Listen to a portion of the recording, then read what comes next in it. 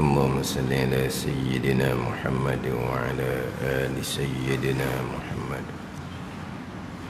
أعوذ بالله من الشيطان الرجيم. بسم الله الرحمن الرحيم. الحمد لله رب العالمين، والصلاة والسلام على سيد المرسلين وعلى آله وصحبه أجمعين. رب اشرح لي صدري ويسر لي أمري واحلل عقدة من لساني يفقه قولي. سبحانك لا علم لنا إلا ما علمتنا إنك أنت العليم الحكيم. ولا حول ولا قوة إلا بالله العلي العظيم. Kitab Pati Paridah, muka surat 29, baris yang ke-6 daripada atas. Baris yang ke-6 daripada atas.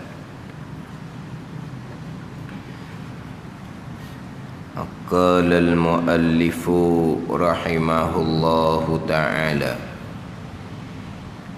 wa nafa'ana bi'ulumihi amin. Dalil basar. Situ dah. Dalil basar. Kalau tidak bersifat dengan sifat melihat. Dia bersifat melihat. Sifat basar itulah yang terjemah dengan sifat penglihat terdahulu. Tentu bersifat dengan buta. Maka buta sifat kekurangan, dan kekurangan atas Allah mustahil. Maka tetap bagi Allah melihat, yang sifat pelihat, sifat basar. Dan mustahil lawannya, lawan sifat basar, iaitu buta. Bukan lawan melihat. Faham tak ni? Lawan sifat dia tu, sifat pelihat. Melihat, lawan dia tidak melihat lah dah. Melihat, lawan dia buta. Kamu melihat tak tadi? Saya tidak melihat. Oh, kamu buta. Tak kata gitu. Melihat, lawannya tidak melihat. Maknanya kalau siang hari kita melihat, kalau sebelah malam kita tidur, kita tidak melihat. Tetapi kita bersifat dengan sifat pelihat. Siang malam pun kita bersifat dengan sifat pelihat, sifat basar. Ke malam kita bersifat dengan buta pada masa kita tidur.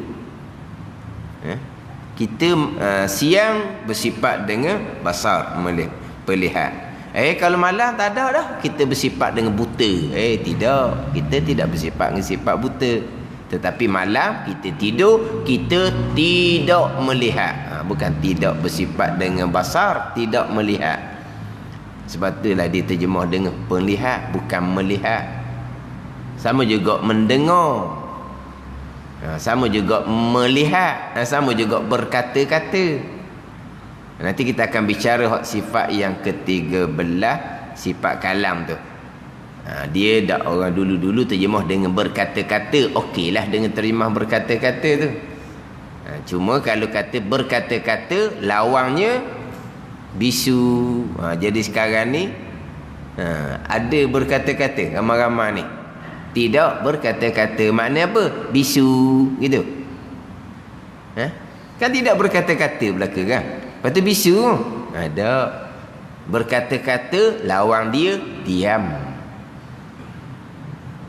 Dan sifatnya sifat perkata, lawan dia bisu. Gitu. Tapi kalau berkata-kata, lawan dia diam. Tapi orang dulu terjemah berkata-kata pun maksudnya sifat lah juga. Macam sinilah. Melihat, lawan dia ni melihat, lawan dia buta. Melihat, lawan dia tidak melihat lah. Melihat dengan makna sifat tu lah. Dengan makna sifat penlihat. Kita dalam kitab Pati Paridah ni dibubuh berkuasa, berkehendak. Kita tu acak kali dah ulang tu. Cuma nak fahamnya sifat Allah Subhanahu wa taala. Bila Allah bersifat dengan sifat sama, Allah mendengar akan sekalian perkara yang ada. Mendengar tu takluk dia. Allah yang bersifat dengan basar, melihat akan sekalian perkara yang ada. Jadi melihat tu dia panggil ta'alluq fungsi bagi sifat basar. Allah yang bersifat dengan sifat kalam, berkata-kata. Berkata-kata tu ta'alluq fungsi bagi sifat kalam. Kita faham dari situ dah. Antara satunya sifat yang ada di zat Allah, satunya adalah ta'alluq bagi sifat. Kita berpegang sifat Allah. Dia Mu'tazilah berbeza. Mu'tazilah sifat-sifat ma'ani, kudrah, iradah tidak ada di zat Allah Ta'ala. Itu Mu'tazilah, golongan yang tergelincir, yang terpesong daripada jalanan ahli sunnah wal jamaah. Mereka berpegang Allah tidak bersifat dengan sifat kudrah, iradah sampai ke kalam. Mu'tazilah menafikan sifat yang ada di zat Allah. Sifat kidam baqa, kalau nafikan tu kafir, bukan Mu'tazilah. Pada ni menafikan sifat wujud, kafir lah. Menafikan sifat kidam, Allah ada tapi baru macam kita. Allah ada tapi akan ada kesudahan, akan binasa macam kita. Tu kafir tu. Mu'tazilah tidak berpegang seumpama tu, itu kafir. Hak Mu'tazilahnya menafikan sifat kudrah, iradah sampai ke kalam. Tak ada sifat ma'ani yang tujuh, tak ada. Lepas tu Allah tidak melihat. Allah melihat, Allah mendengar, Allah mengetahui. Dah sifat tak ada, Allah melihat. Melihat dengan zat, bukan dengan sifat basar. Dah kata Allah mendengar dengan zat, bukan dengan sifat sama. Dah kata Allah mengetahui dengan zat, bukan dengan sifat ilmu. Dan Allah berkehendak ke tak? Allah berkehendak dengan zat, bukan dengan sifat iradah. Tu Mu'tazilah. Dia menafikan sifat tapi tidak menafikan Allah tu mendengar, melihat, tidak. Menafikan Allah mendengar, menafikan Allah melihat, atau kafir tu. Allah tidak mendengar, Allah tidak melihat, Allah tidak mengetahui, atau kafir. Dia tidak menafikan Allah mendengar, melihat, tapi menafikan sifat hak ada di zat tu, tak ada. Kita berpegang kudrah, sifat yang ada di Allah. Iradah, sifat yang ada di Allah. Ilmu, sifat yang ada di Allah. Kita pegang. Kemudian ta'alluq fungsi sifat, memanglah kita pegang. Kalau Allah bersifat dengan sifat kudrah tapi tidak kuasa mengadakan, tak ada guna kudrah. Allah bersifat dengan sifat sama tapi tidak mendengar, tu tak ada seumpama tu. Memang kita pegang dua. Satu yang kita pegang sifat yang ada di zat Allah. Satu laginya kita pegang fungsi sifat tu. Kita dua yang kita pegang. Ada ni. Jadi kita dua tu ada belaka dua-dua tu. Cuma kita kadang-kadang kita jadi macam sekali dua tu. Tapi sebenarnya di dua-dua tu ta'alluq sifat kita, sifat kita pegang, ta'alluq sifat pun kita pegang. Kemudian sebelah orang perempuan tu, sebelah belakang tu boleh pergi lagi tu. Pintu belakang tu boleh buka tu. Takut kalau tak muat sebelah tengah ni, pintu belakang tu. Buka pintu belakang tu, aircon tak pasang ni. Buka lah, tak apa. Kita selama ni tak buka kerana aircon dah. Sekarang aircon tak boleh pasang. Aircon tak pasang. Jadi buka lah, takut orang tak tahu bahawa di belakang tu masih lagi boleh duduk. Boleh duduk belakang tu. Belakang tu ada kapek kau tau. Ji, belakang tu ada kapek tau. Ada kapek belakang. Ada kapek, bukan mozaik, takut mozaik sejuk. Buka dah apa, tak ada pasal aircon pun, buka lah. Orang duduk belakang tu pun dia boleh nampak kat depan. Buka tu ada apa lah. Mana kalau ada orang nak masuk tang belakang, biar dia pergi tang belakang. Takut tak mak sebelah orang puan.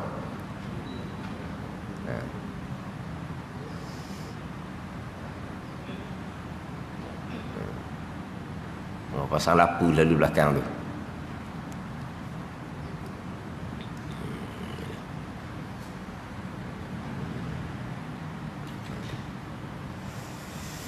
Kemudian nak pergi pula kepada dalil. Sebab kita jangan lupalah kita dahulu di awal kitab Fatih Faridah, makrifah berserta dengan dalil. Kita bicara awal kitab dahulu kan, permulaan wajib pada syarak atas tiap-tiap mukallaf mengenal akan Allah. Mengenal akan Allah ni dengan bahawa pegangan yang kejak, yang putus di akidah kita, kemudian pegangan tu bertepatan dengan yang sebenar. Kalau pegangan tu kejak tapi salah, tak panggil makrifah. Kemudian pegangan yang kejak bertepatan dengan yang sebenar, ahli sunnah wal jamaah lah sebenarnya. Kemudian tiap-tiap pegangan yang kejak tadi ni terbit daripada dalil. Tu wajib berdalil. Dalil ni kalau kita tengok penunjuk. Di dalil ni bahasa Arab, dalla yadullu dalilam tu bahasa Arab. Mana penunjuk. Kita berpegang Allah bersifat dengan wujud. Apakah dalil dia? Tu. Kita berpegang Allah bersifat dengan kidam baqa. Ya, kita berpegang kejap, yakin, putus. Sebenar pegangan kita tu. Tapi dalilnya, ada dalil dia. Kita berpegang Allah bersifat dengan sama' dan basar. Kejap. Dan pegangan kita Allah bersifat dengan sama' basar ni, pegangan tu bertepatan dengan sebenar. Kemudian kita duk pegang kejap Allah bersifat dengan sama' basar ni, apakah dalil dia? Tu wajib berdalil. Jadi pegangan kita wajib berdalil. Dalil ada dua. Satu dalil naqli, dalil yang dipindah diambil daripada Al-Quran dan hadis Nabi. Yang kedua dalil aqliyun, dalil akal. Tu sekurang-kurang. Yang tidak berdalil ni orang dipanggil orang muqallid, orang yang taklid orang. Berpegang Allah bersifat dengan sama' basar. Kamu berpegang Allah bersifat dengan sama' basar, mana dalil dia? Allah dah tahu ke dalil. Dah kamu dah pegang. Orang duduk royak gitu belaka, kita pakai buah orang lah. Orang yang duduk royak Allah bersifat dengan sama' basar ni orang mengajar. Guru yang royaknya, guru yang beritahu Allah bersifat dengan sama' basar. Maknanya kita hanya gantung atas orang yang beritahu. Walaupun orang beritahu tu guru sekalipun, dia tidak berdalil, dipanggil turu orang lagi, dia panggil gitu. Ada ni. Lepas tu kita kena ada dalil kita sendiri. Kita berpegang Allah bersifat dengan sama' basar. Apa dalil dia? Kita ingat ayat Al-Quran. Kita pun datangkan ayat Al-Quran sebagai dalil. Mana dalil dia? Wa huwas samiul basir. Boleh dua lalu dah. Seayat dua lalu dah. Dalil sama' dan dalil basar. Selesai. Tapi kita nak jumpa dalil sama' basar dengan wa huwa ala kulli syai'in qadir. Orang mengajarlah yang datangkan dalil tu mula-mula. Tak apalah. Didatangkan ayat dalil Allah bersifat dengan sama' basar, wa huwas samiul basir. Selesai dah. Kita pun jadikan itu sebagai dalil. Ambilan kita asalnya orang mengajar yang beritahu. Tapi hak kita dah tu.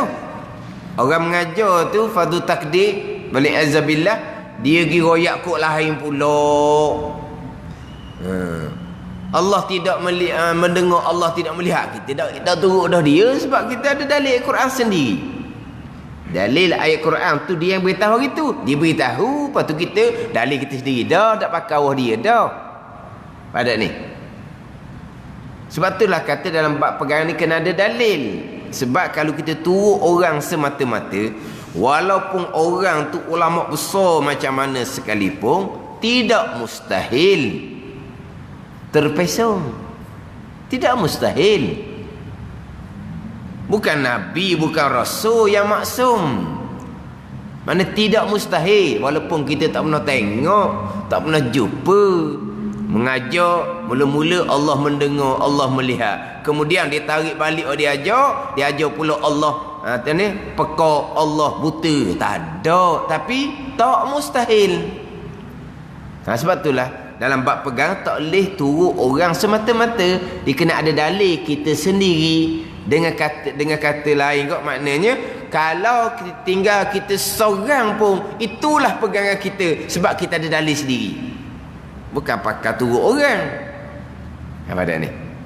Ini dalam bab pegangan wajib berdalil, bukan turut orang semata-mata.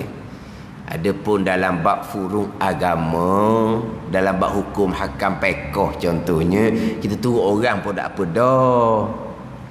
Pada ni wajib sunat, mana dalil? Oh, dalil saya tak tahu lah. Dah kamu kata wajib sunat, tuan ngajar duk sebut dalam kitab mana? Kitab pun saya dah ada kitab, dah ada telinga je, kitab pun tak ada. Contoh, ada kitab pun dah kat mana? Saya pun bawa kitab aje, masa buka kitab, lepas tu tengok orang ngajar je lah, kitab tutup kemudian gitu je. Jangan ada orang kitab ada sangat tapi tak tengok kitab. Ada juga gitu.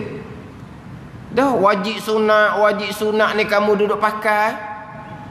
Turut orang ngajar je lah. Dalil tak ada. Dalam bab furu' agama tak apa. Tapi tak kemah lah. Pandang ni, tak ada salah situnya. Dalam bab furu' lah, ada bab cabang agama. Tapi dalam bab usuluddin, dalam bab tapak agama pegangan, ni hak tunjang. Teralih hak ni, habis cerita. Dalam bab furu' agama, dalam bab cabang agama pekoh contohnya, dia banyak juga hak khilafiyah. Ada ulama ni kata gini, ada ulama ni kata gini, gitu je lah. Tapi nak ceritanya dalam bab furu' agama tak berdalil pun tak apalah, tapi tak apa jadilah. Tak apa jadi mana. Kalau orang ni ajar pasal ni, kita turut dia. Mari orang lain pula main ngajar, dia ajar hukum pasal lain pula. Kita pun jadi keliru balik dah. Dah kita tak ada dalil. Ada ni. Kalau kita ada dalil, hak kita duduk pakai selama ni wajib ada dalil, sunat ada dalil. Kalau orang mari ajar pasal lain, kita tak keliru dah. Dah ada ni. Orang ajar pasal lain, dia datangkan dalil pula. Dah tu dalam bab pekoh, dia banyak khilaf di kalangan ulama, semuanya berdalil. Hak dalam pekoh kita, satu pandangan kata wajib, satu pandangan kata sunat. Pada ni, pandangan kata wajib ke, pandangan kata sunat ke, ada dalil lah ke, kata dalam bab furu' agama. Tapi kalau kita dalam bab furu' agama, kita mengaji dulu hak kata wajib, dalil ni. Kemudian kata sunat pula. Dalil ni ada, sunat ni ulama kata sunat, dalil ni. Mana kita jadi tak keliru lah. Ada. Mana kalau kita tak ada dalil kok, pakai turut semata-mata, tak salah. Tapi kita akan jadi keliru sendiri. Dalam bab furu'. Dalam bab akidah tak ada dah. Kita ngaji satu-satu akidah, tahqiq, kejak, jelas, kemah, berdalil, tak gerak dah. Ni kita pegang kejak, Allah bersifat dengan samak dan basar. Tahqiq, mana kejak putus dah. Ada dalil kita ni pula, wa huwas samiul basir. Tak ada dah. Tak gerak kok lain dah. Ni usuluddin.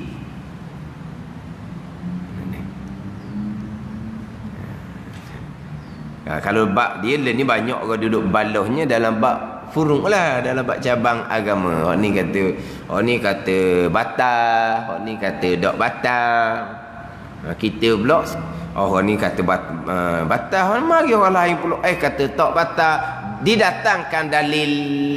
Kita pun jadi keliru sebab sebelum ni contohnya kita pegang, kita amal kata batal. Tapi dalilnya kita tak ada. Kita tak ngaji sampai tahap dalil. Orang mai kemudian, mana batal? Ni ada dalil ni. Oh, kita pun jadi kok mana pula hari tu. Ni nak datang ke contoh hak biasa. Ni contoh biasa. Lain-lain bukan begitulah. Sebab ada dalil belaka. Cuma kita je tak sapa ke tangga berdalil dalam bab furu' agama, cabang agama fiqh. Kita duduk tahu jak budak lagi, daripada budak-budak lagi bersentuh lelaki perempuan air semayang batal. Bersentuh siapa? Bersentuh mak dengan ayah air semayang batal. Ni kita tahu daripada budak lagi dah. Ada ni. Bersentuh lelaki perempuan, mak dengan ayah kita bersentuh, batal air semayang dia.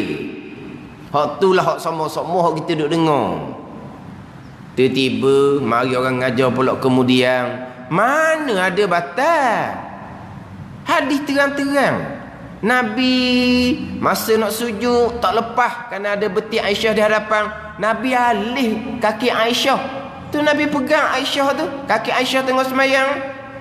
Kalau batal takkan Nabi setelah batal wudu tak boleh semayang lah Nabinya.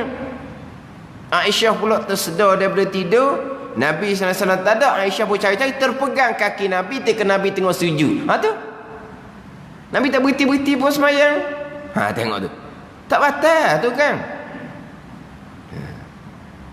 Ke mana kita pun jadi kanjar orang lagi.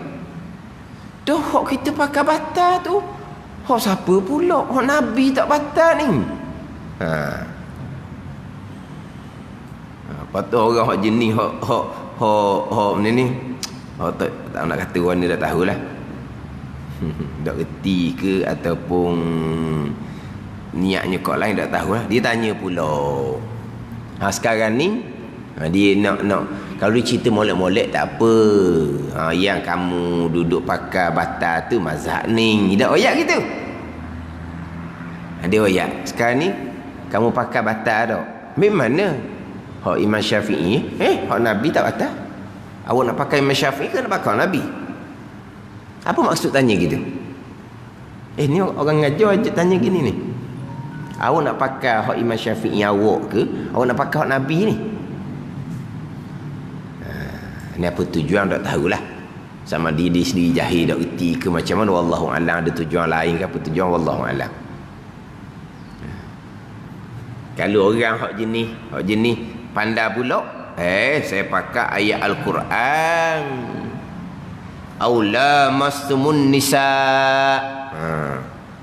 Ataupun sentuh akan perempuan. Allah Ta'ala perintah supaya berwuduk, basuh muka, basuh tangan, sapu kepala, basuh kaki. Di antaranya apabila sentuh perempuan, saya pakai Al-Quran. Apa balas balik? Awak nak pakai Al-Quran ke awak nak pakai Nabi? Atau dia tanya pula gitu. Gebol lah jawapannya. Tadi orang tanya awak nak pakai Imam Syafi'i yang kata batal bersentuh lagi perempuan ke awak nak pakai hak Nabi awak tak batal tu. Lepas tu kalau baca Al-Quran pula aula mastumun nisa atau bersentuh perempuan, boleh tak tanya awak nak pakai Al-Quran kalamullah ke awak nak pakai Nabi?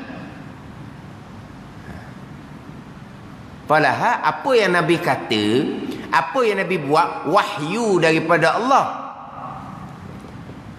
Apa yang Nabi kata, apa yang Nabi buat wahyu daripada Allah. Al-Quran kalamullah ni wahyu daripada Allah. Jadi kau pening pula kita ni.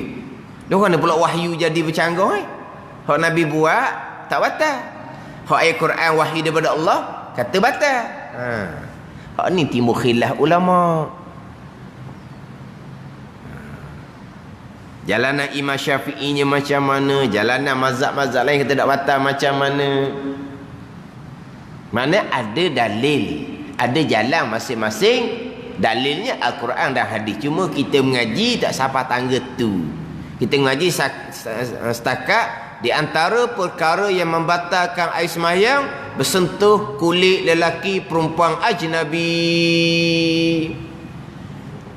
Hati kita duduk mengajinya. Lepas tu setengah lagi, apakah dalil? Kita tak mengaji sebab kita mengaji pasal kapung je. Tambahan pula, tidak berdalil dalam bab furu' cabang agama fiqh ni, tak salah, tak apa dah.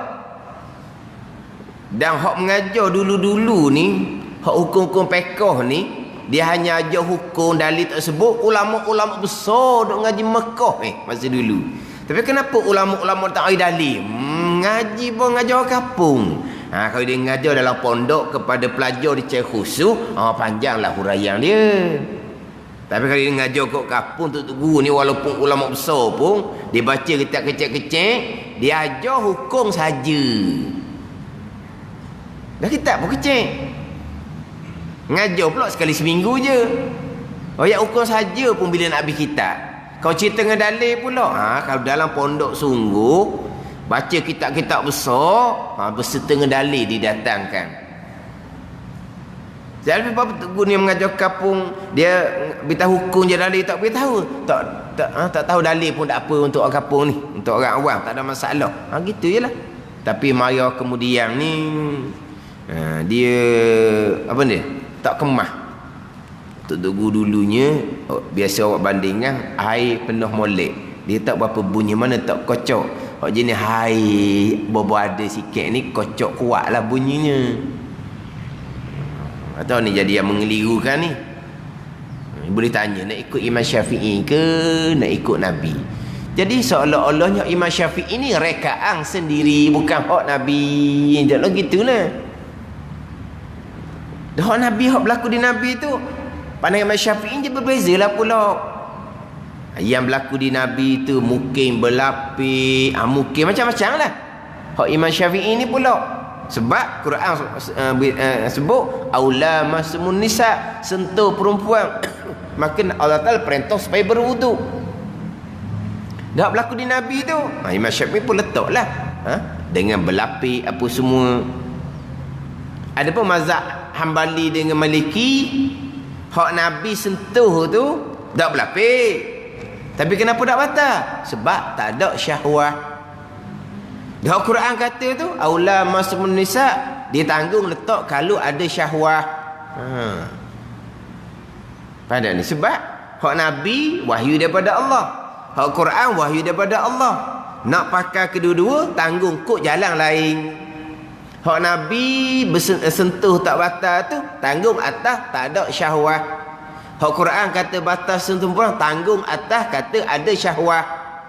Maka timbul mazhab Hambali dengan Maliki, bersentuh lelaki perempuan dengan syahwah baru batal walaupun berlapis sekalipun. Lagi kata pula. Tapi tak lagi di Quran hadis belaka. Jadi hak Imam Syafi'i ni dipakai pandangan lain pula. Pakai hak Quran batal semata-mata. Tetapi selagi dalam keadaan tak berlapis lah. Hak dalam hadis ni ihtimal ada kebarangkali yang berlapis. Bila ada kebarangkali yang seumpama tu, maka dalil ni Imam Syafi'i tak pakai. Gitu. Tu dia punya kaedah di kalangan ulama-ulama muktabar belakang lah. Gi pula mazhab Hanafi, bersentuh lelaki perempuan syahwah pun tak batal. Dah Quran sebut aula masmun nisa, sentuh perempuan, bukan makna sentuh jamak.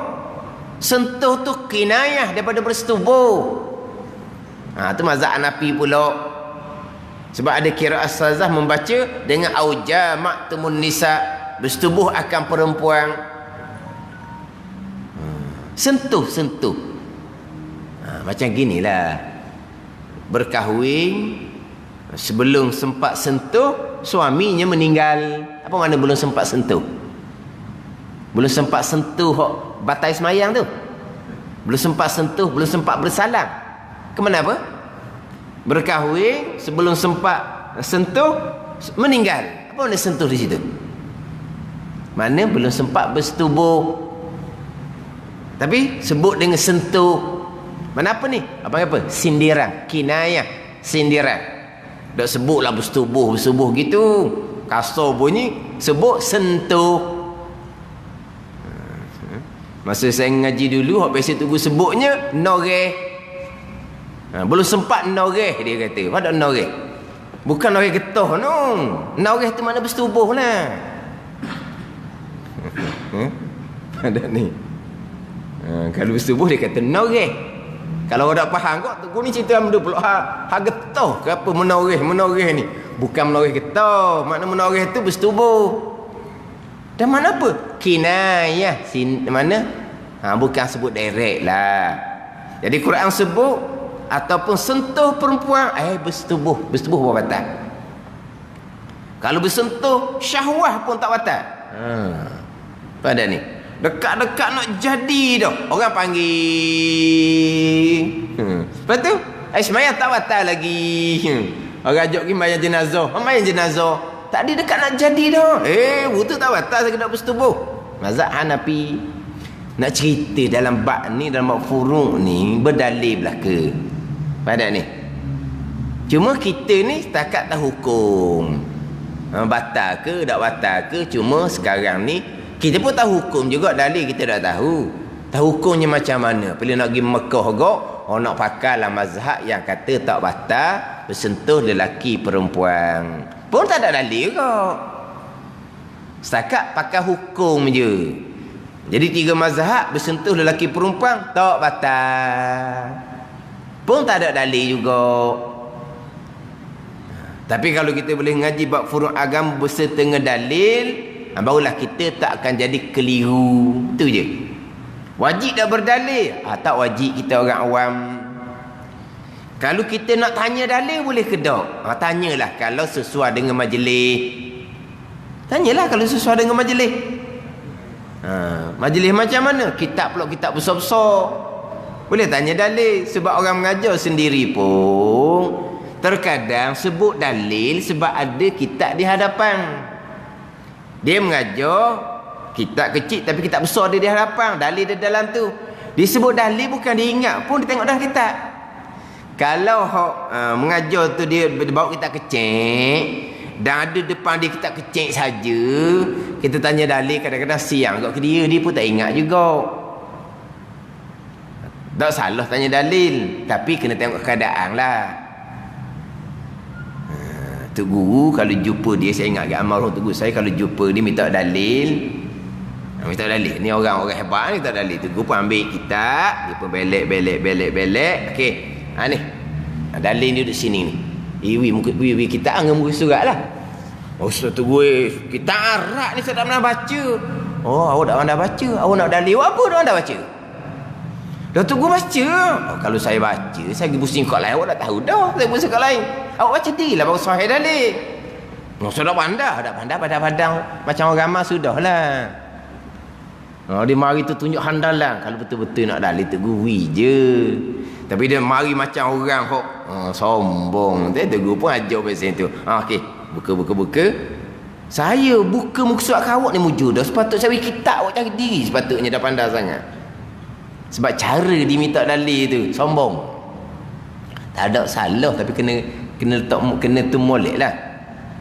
Pernah hanya dijemput untuk tazkirah je, bukan baca kitab pun. Tazkirah sahaja. Tazkirah kita pun sentuh hukum-hukum rekah-rekah. Sedap pula dianya. Ustaz, saya nak beritahu dulu ni, tempat kami ni bukan macam tempat lain. Tempat kami ni kita tak mau main pesen lama. Pesen lama mana apa? Wajib sunat, sah batal. Dalil tidak didatang. Kita mau main gitu. Orang nak ngajar sini wajib qala Allah, qala Rasulullah. Sunat qala Allah, qala Rasulullah. Kena ada dalil. Dalil firman ke dalil hadis kena serta dalil. Ni gitu tempat ni. Kalau nak cerita kata wajib sunat gitu, kita tak main tempat kita. Ni kita bukan macam tempat lain. Kita nak beramal bila ada dalil. Kalau tak ada dalil, kita takkan beramal. Sedap dia. Mati kita kalau gitu begitu. Bukannya ingat sangat ke dalil. Kalau tak ada dalil tak mau beramal. Tak mau. Kita nak beramal bila ada dalil ayat Quran, ada dalil hadis Nabi sallallahu alaihi wasallam. Tak ada dalil, kita mau beramal. Saya pun tanyalah dia sepatah. Sebab cara dia tu. Cara ni cara bukan cakap sebelum tazkirah jemputan tu ataupun selepas tazkirah jemputan, bukan. Tengah-tengah ni. Hebat. Saya pun tanya lo tengok-tengok. Kalau tak ada dalil, tak mau beramal. Tambah lah. Saya nak tanya sepatah. Tapi tak tanya saya dalil, saya tak ingat. Saya tak ingat dalil tu. Tadi sembahyang maghrib 3 rakaat. Ya ke tak? Ya. Nanti sembahyang isyak 4 rakaat. Ya ke tak? Ya. Mana dalil? Dalil kok. Dalil lah baru boleh beramal. Klik kepala senyap. Lepas tu kok ngokon apa? Ada dalil lah ke? Tapi dah kita dah ingat. Saya rakyat dah dia, saya pun dah ingat dalil ni. Nak dalil kena buka dah kita Kita semayang tadi dengan takbir lah, dengan baca Fatihah lah, dengan rokok lah, dengan i'tidal sujud lah. Mana qala Rasulullah sallallahu alaihi wasallam? Dalilnya mana? Iza qumta ila salah fakabbir. Summa qra' ma tayassara minal Quran. Sumarkan. Itu dalil hadis Nabi. Tertanya dia, mana dalil? Dia takkan ingat hadis tu. Dah kenapa kamu beramal? Kamu takbir, kamu baca Fatihah, kamu rokok. Dalil kamu tak ada. Dah kita duk mengaji dah gitu kan. Rukun semayang ada 13. Ya, rukun semayang 13. Dalilnya mana? Dalil ada dah hadis. Dah ingat ada hadis. Memang kita dah ingat. Bukan kata kita dah ingat. Orang ngajar pun dah cerita hadis kita. Orang ngajar hanya ayat rukun 13. Tapi kalau kita ngaji kitab besar, rukun 13, mana hadis? Iza qumta ila salah fakabbir. Bila kamu berdiri untuk semayang, maka takbir oleh kamu. Tu dalil. Dalil takbir tu rukun semayang. Ada dalil belaka bahan dak ni. Bila sebut gitu dak bengong. Bukan salah, kita tak kata misalnya dalil tu salah, bukan. Tengoklah pula orang mengajar ni pun ada tahap-tahap dia. Kita hanya mengajar setakat ajar kapung ni boleh poyak hukum gitu je lah. Nak dalil kok kita kena buka kitab rumah lah pulaknya. Faham tak ni? Jadi biar padang-padang lah. Padang-padang dengar orang mengajar kodok-kodok mengajar fardu ain kapung. Dah kita orang ngaji pun kodok mana? Kodok untuk tahu hukum je. Kalau kata orang ngajar beri dalil pun, kita dah ingat-ingat beralih, tanya semula, kemudian tak tahu dah. Itu bab furung agama. Bab akidah lain. Bab akidah kena ada dalil sendiri. Sebab ni hak tak boleh gerak dah ni. Ni hak putus dah. Ada ni. Walaupun orang yang terturuk tu tanpa berdalil tadi dia orang ulama besar sekalipun, tak mustahil dia berubah. Tak boleh turut dia, kita kena ada dalil sendiri. Pada ni. Satu laginya, kalau kita berpegang dengan satu-satu akidah tanpa berdalil, kita hanya turut kata guru, kita hanya turut kata ibu bapa, contohnya lah. Kita berpegang Allah bersifat dengan sama basar. Mana dalil? Dalil tak ada. Dah kamu duk pegang, mak ayah dah ajar daripada budak gitu dah. Allah bersifat dengan sama, Allah bersifat dengan basar. Mak ayah dah ajar gitu dah. Turut mak ayah semata-mata. Dalil ayat Quran pun tak tahu, dalil akal pun tak tahu, turut semata-mata. Maka dibimbangi dekat nak mati. Dekat nak mati, ujiannya adalah ujian akidah. Dekat nak mati ujian akidah. Bukan ujian bab furung agama. Dekat nak mati, kamu jangan semayang tak ada. Dekat nak mati, kamu jangan puasa tak ada tu. Dekat nak mati, kamu jangan tutup aurah tak ada dah tu. Dekat nak mati, ujiannya akidah pegangan. Ni dua fitnah besar yang akan dihadapi.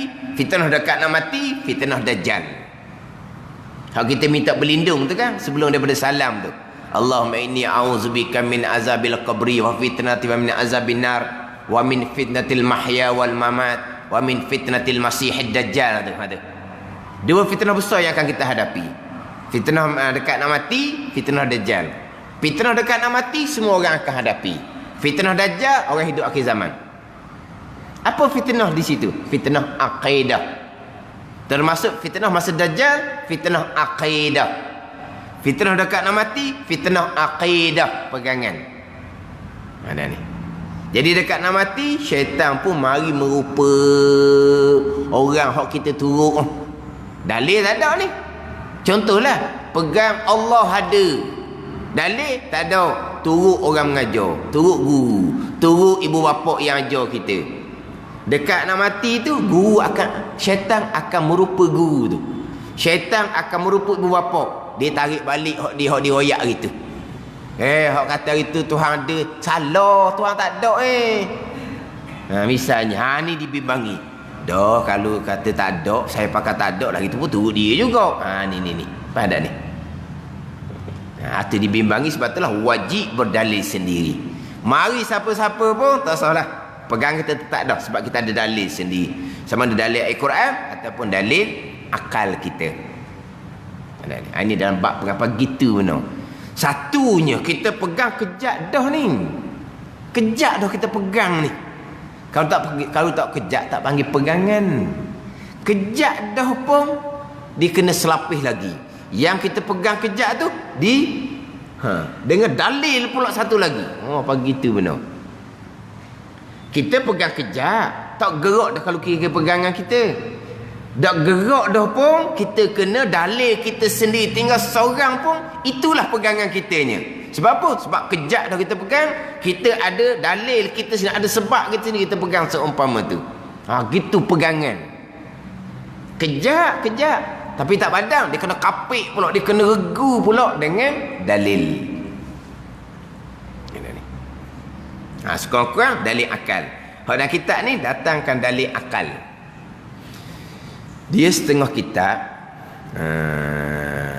daripada wujud, qidam, baqa sampai kepada sifat hayah, dalil akal. Mula daripada sifat sama, basar, kalam, dia tak bagi dalil akal, dia bagi dalil ayat Al-Quran. Dia bagi dalil ayat Al-Quran. Daripada wujud sampai ke hayah, sifat yang ke-10, dalilnya dalil akal semata-mata, tidak didatangkan dalil ayat Al-Quran. Sampai di sama, basar, kalam, didatangkan dengan dalil ayat Al-Quran. Sama, basar, wa huwas samiul basir. Dalil kalam, wa kallamallahu Musa taklima. Dia bagi dalil Al-Quran. Setengah kitab. Ni tak ni bagi dalil akal juga ni. Setengah kitab. Ada kitab Faridatul Faraid. Dan kitab dari Faridatul Faraid didatangkan dalil ayat Al-Quran, dan kedua dalil akal. Dia bagi dua. Ni kitab Pati Faridah, rumusan dia. Tak datang ayat Quran, datang dalil akal satu saja. Dan kitab Faridatul Faraid, asal kitab Pati Faridah ni, dia bagi dua dalil. Dalil Al-Quran satu, dalil akal satu. Tapi dalam kitab Faridatul Faraid, daripada wujud sampai ke hayah, sifat yang ke-10, dalil akal semata-mata.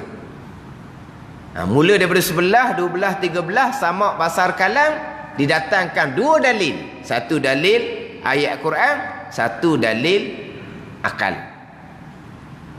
Tapi dalam kitab kita ni, dalil samuk terdahulu pun dalil akal, dalil basar ni pun dalil akal juga ni. Kalau tidak bersifat dengan sifat melihat, sifat basar, tentu bersifat dengan buta. Maka buta sifat kekurangan, dan kekurangan atas Allah itu mustahil. Maka tetap bagi Allah melihat sifat basar, dan mustahil lawan iaitu buta. Dia mari dalil akal sahaja. Dia kalau dalam kitab Faridatul Faraid didatangkan dua dalil. Yang pertama memanglah ada dua dalil, dalil Al-Quran dan dalil akal. Tapi wujud kita bakak dalil akal saja je. Yang kedua, dalil akal sama, basar, kalam ni, kalau kita fikir singkat, fikir selapis, kita tak nampak dalil ni. Sebab kita biasa pakai dalil ada makhluk, ada alam. Atau kita biasa pakai ada makhluk, ada alam. Walaupun hak dalil akal, hak Pati Faridah ni, kalau tidak bersifat dengan sifat basar, bersifat dengan sifat buta. Sifat buta, sifat kekurangan diberi di situ. Kalau Allah bersifat dengan sifat kekurangan, tak ada lah makhluk ini. Sebab apa? Kekurangan di zat Allah pun tak boleh nak baiki, nak buat makhluk mana? Akhirnya akan pergi pada tak ada dalil Allah mustahil bersifat kekurangan, dalil ada makhluk juga. Mana kira mari dalil bahasanya ada makhluk. Dalil sama pun ada makhluk. Macam dalil wujud, kidam, baqa' sampai ke dalil hayah ada makhluk. Tapi kalau sifat lain dalil ada makhluk ni, mana selapis pun kita nampak dah. Apakah dalil wujud? Allah ada. Ada makhluk. Nampak kalau Allah tak ada makhluk kat mana? Sepitah lalu tu kita nampak dah dalil tu. Apakah dalil Allah bersifat kudrah, iradah, ilmu hayah? Kalau tak ada kudrah, iradah, ilmu hayah, tak ada lah kita. Akan nampak lalu tu kan?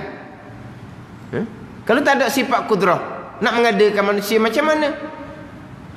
Kalau Allah tidak bersifat dengan sifat hayah, Allah sendiri mati nak buat makhluk macam mana? Nampak lalu tu kan? Tapi kalau letak kepada samak basar kalam, apakah dalil Allah bersifat dengan samak basar kalam? Dalilnya ada makhluk. Ada kena-mengena samak basar kalam dengan buat makhluk. Berapa? Kalau Allah tidak bersifat dengan samak basar kalam, tak boleh buat makhluk. Allah bersifat dengan sifat kudrah kan? Allah bersifat dengan sifat iradah kan? Bersifat dengan sifat ilmu, bersifat dengan sifat hayah. Allah Ta'ala buatlah makhluk. Lepas tu samak basar kalam tak ada gena-gena tu. Kenapa? Allah tak boleh buat makhluk kalau tak ada samak basar kalam. Tengok manusia. Manusia yang pekak boleh buat kerja? Boleh. Manusia yang buta boleh buat kerja ke tak? Boleh koda-koda dia. Manusia yang bisu boleh buat kerja ke tak? Boleh. Kenapa Allah tak boleh buat langit bumi kalau Allah pekak, Allah buta, Allah bisu? Kenapa tak boleh buat? Mana sepitah lalu tu jadi macam tak kejak dalil tu. Sepitah lalu. Tapi kalau ni kalau kita cerita lagi, selapis lagi, kita nampaklah manusia pekak ke, buta ke, bisu ke, boleh buat kerja sebab ada Tuhan, ada Allah yang mengatur. Ada ni. Bolehlah manusia yang pekak, buta, bisu ni buat kerja apa-apa. Tapi kalau Tuhan sendiri bersifat dengan pekak, buta, bisu, lepas tu kekurangan belaka tu. Kalau di kekurangan di Allah pun tak selesai, Allah nak makhluk macam mana? Walaupun Allah buat makhluk tu dengan kudrah, iradah, ilmu sekalipun. Mana dapat kat situ? Boleh pakai kat dalil akal. Apakah dalil Allah bersifat dengan sifat sama? Dalil ada makhluk lah. Apakah dalil Allah bersifat dengan sifat basar? Dalilnya ada makhluk. Apakah dalil Allah bersifat dengan sifat kalam? Dalilnya ada makhluk. Aku jalan mana? Aku jalan kalau tak ada samak basar kalam, bersifat dengan kekurangan lah Allahnya. Sebab tak ada samak, jadi tuli kekurangan. Kalau tidak bersifat dengan sifat basar, jadi buta sifat kekurangan. Kalau Allah bersifat dengan, kalau Allah tidak bersifat dengan kalam, jadi bisu tu kekurangan. Kekurangan mustahil. Dalilnya apa? Dalilnya ada makhluk. Mana? Kalau cerita selapis lagi boleh nampak juga. Mana boleh pakai dalil akal juga bagi samak, basar dan kalam. Ada ni. Nabi setengah kitab didatang sekali pula dengan dalil nakli, dalil ayat Al-Quran. Habis cuma sini diberi setakat, kalau tidak bersifat dengan sifat melihat, sifat basar, tentu bersifat dengan buta. Maka buta itu sifat kekurangan. Di sifat kekurangan itu atas Allah mustahil. Apakah dalil sifat kekurangan mustahil atas Allah? Dalilnya ada makhluk. Kan kita kan, hak sifat 20 ni atas jalan tafsil, atas jalan satu-satu. Atas jalan ijmal, atas jalan ringkas kasar, permulaannya kita wajib berpegang Allah bersifat dengan sifat kesempurnaan yang tidak terhingga banyaknya. Maha suci Allah daripada sifat kekurangan ni yang tidak terhingga banyaknya. Pekak, buta, bisu, kekurangan. Maha suci Allah daripada sifat kekurangan. Kita duk pegang Allah bersifat dengan sifat kesempurnaan, dalilnya ada makhluk. Mana mula-mula kita duk pegang ni? Kita pegang pula satu laginya, Maha suci Allah daripada sifat kekurangan. Mustahil Allah bersifat dengan sifat kekurangan. Apakah dalil mustahil Allah? bersifat dengan sifat kekurangan. Dalil pun sama juga, ada makhluk ini. Sebab apa? Kalau Allah bersifat dengan sifat kekurangan, Allah tak akan boleh buat makhluk. Jadi Maha Suci Allah dia bersifat kekurangan, mustahil Allah atas sifat kekurangan. Dalilnya samalah juga, ada makhluk ini, ada alam, ada langit, ada bumi, ada kita. Jadi sini kalau Allah tidak bersifat dengan sifat basar, jadi buta sifat kekurangan. Kekurangan atas Allah ni mustahil. Dalilnya apa? Ada makhluk ni lah juga. Dalil Allah bersifat dengan sifat basar, sama juga dengan sifat sama dan juga sifat kalam. Habis cerita bab dalil basar, ta'alluq sama, basar dan kalam. Wallahu a'lam.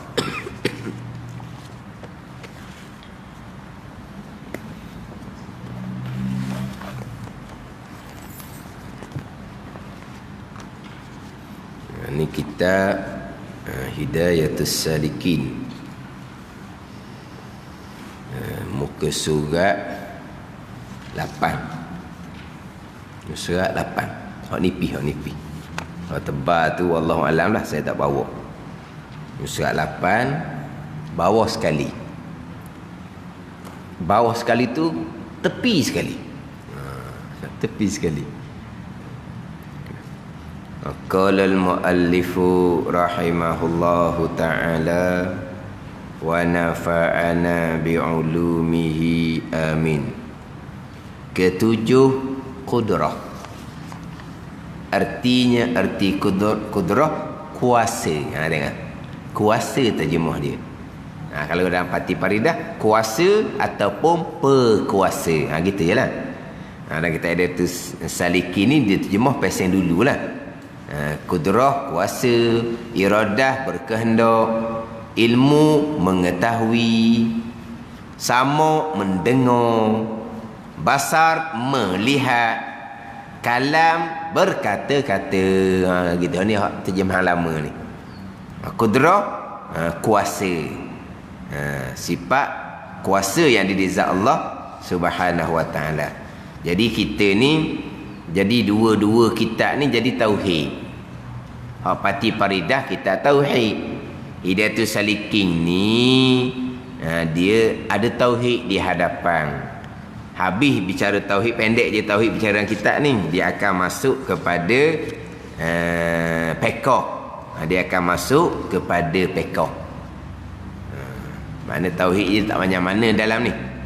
Tapi tak banyak mana pun tauhid dalam ni, bicara sampailah kepada pembicaraan bab hari akhirah. Maknanya walaupun pendek bicara tauhid dan kitab Hidayatus Salikin, lengkap ke enam rukun iman. Rukun iman yang terakhirnya beriman dengan hari kiamat. Dia mulai bicara bab beriman dengan hari kiamat ni, beriman dengan persoalan munkar dan nakir. Hak pertanyaan munkar dan nakir ni bertanya berkaitan dengan tauhid, berkaitan dengan agama, berkaitan dengan risalah kerasulan. Dicerita pula berkaitan dengan mizan, sirat, cerita berkaitan dengan telaga haud, cerita berkaitan dengan hisab. Panjang dia cerita dalam kitab kita ni. Lepas tu cerita berkaitan dengan beriman, dikeluarkan segala mukmin yang mengesakan Allah daripada neraka, kemudian daripada diseksa hingga tiada ditinggal dalam api neraka itu seorang daripada mukmin dengan anugerah Allah Subhanahu wa taala. Ini kita wajib beriman juga ni. Orang mukmin yang mengesakan Allah akan dikeluarkan daripada api neraka jahanam. Orang mukmin tidak akan kekal selama-lama dalam neraka. Faham tak ni? Mana orang mukmin akhirnya akan ke syurga. Mukmin yang asi lah yang derhaka. Mukmin yang taat itu masuk syurga lalu dah tu. Itu yang kita nak minta. Ini mukmin yang asi. Bila sebut kata mukmin yang asi akhirnya ke syurga, kitalah pegang kita. Walaupun dia derhaka, kena masuk neraka jahanam, tapi akhirnya ke syurga. Ini akidah kita. Faham tak ni? Ni hak dalam kitab Idatul Saliki ni, hak cerita bab tauhid. Cerita bab ilmu akidah. Orang sekarang ni disalah faham. Sebut gitu orang mukmin akan ke syurga, dosa banyak pun akan ke syurga. Oh, jadi orang mukmin ni boleh buat jahat ah. Oh, pula dah. Faham tak ni? Faham tak? Ini hak timbul-timbul sekarang ni. Dalam YouTube, dalam apa ni. Ni hak dah macam dalam kitab ni kan. Orang kita wajib percaya orang mukmin yang mengesakan Allah akhirnya akan dikeluarkan daripada neraka jahanam.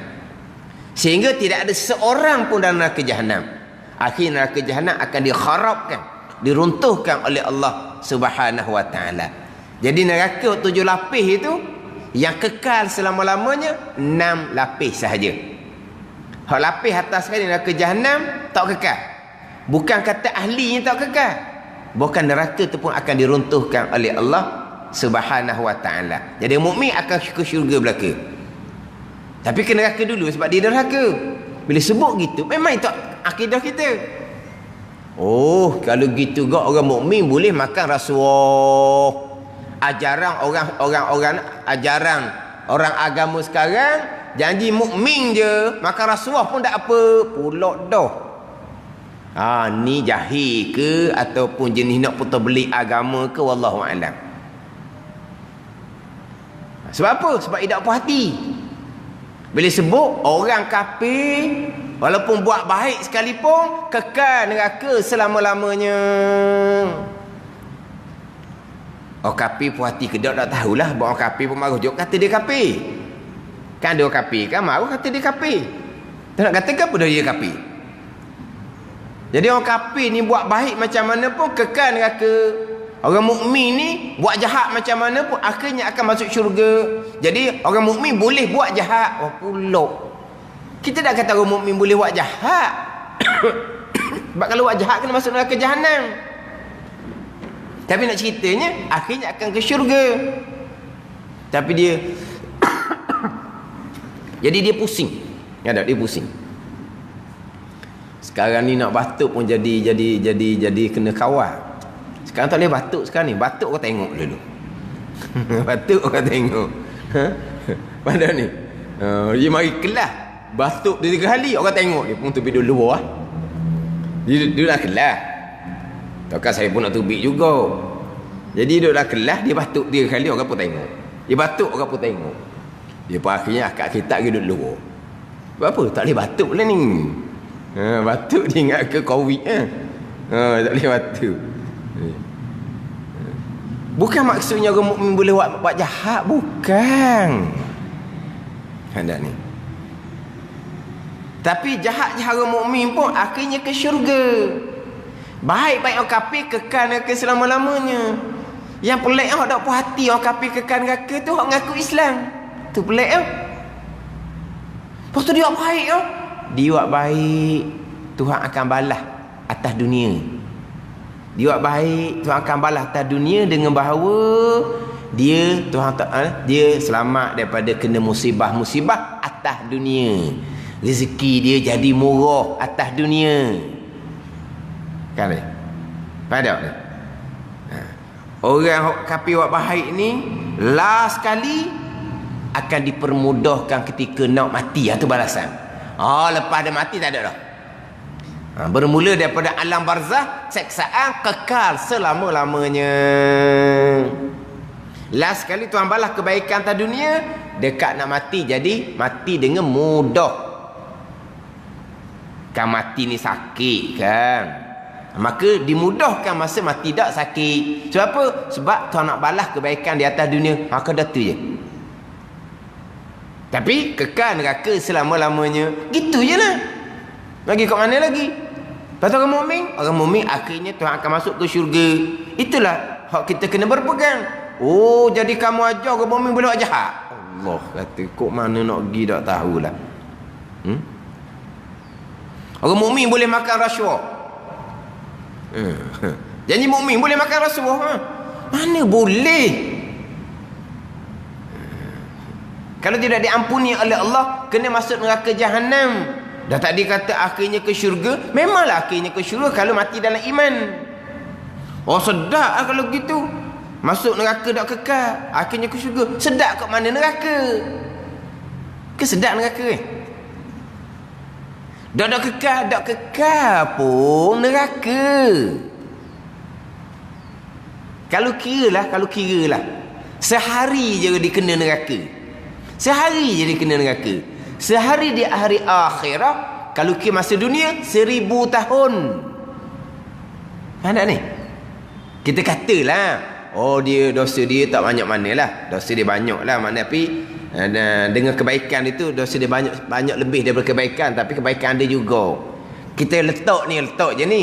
Akhirnya dia kena neraka sehari. Allah sedapnya dia sehari je neraka. Sedap apa sehari tu 1000 tahun tempoh masa dunia. Neraka ni sesaat pun ada ni.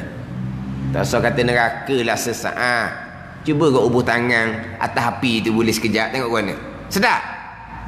Api tu, api dunia tu. Bakar jari sekejap tengok. Sedap. Sekejap je. Sedap ke sekejap pun? Ni neraka Jahannam. Sehari 1000 tahun dunia. Mana ada sedap? Orang mukmin kok sedap lah dia. Wak makan rasuah pun. Masuk neraka Jahannam tak kekal. Sedap kat mana neraka? Tapi itu yang kita kena beriman. Orang mukmin akhirnya akan ke syurga. Ada kita ada tu seleking kita ni. Bukan makna orang mukmin boleh buat jahat, bukan.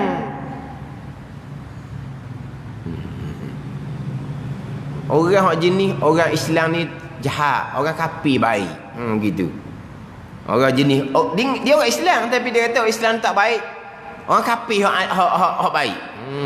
Kata pelik juga kata orang Islam seumpama ni.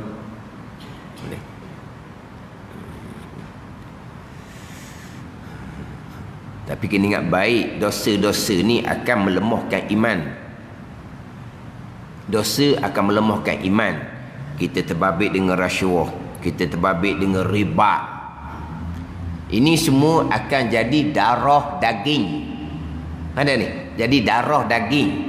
Daripada sumber rasuah, sumber riba, kita beli makanan jadi darah daging.